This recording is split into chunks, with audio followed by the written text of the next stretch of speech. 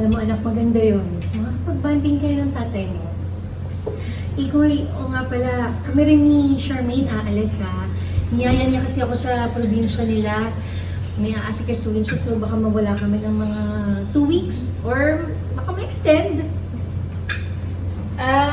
Pero kasi walang signal dun eh, mahina eh. Baka hindi nyo kami matawagan natin. Walang problema, basta mag-enjoy kayo. Gusto niyo ba, ipahatid ko kayo?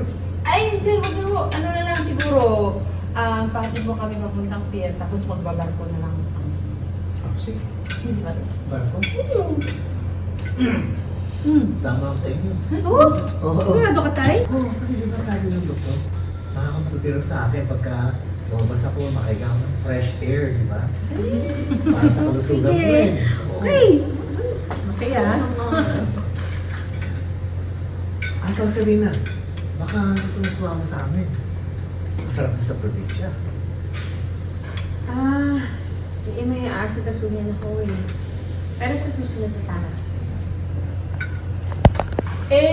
Akala ko ba babawi ka si Rina nga, at para kayo nung sumama.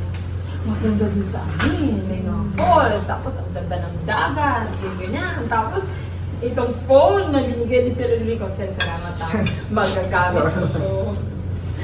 Pag-selfie muna tayo. Selfie! Sige, tayo.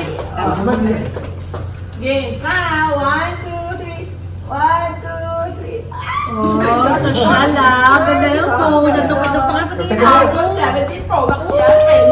Baka pwede picture mo kami dalawa. Ay, sila Angel. Bigay mo to eh. Alam ka mga ayaw pa ako. Okay. 1, 2, 3. Smile!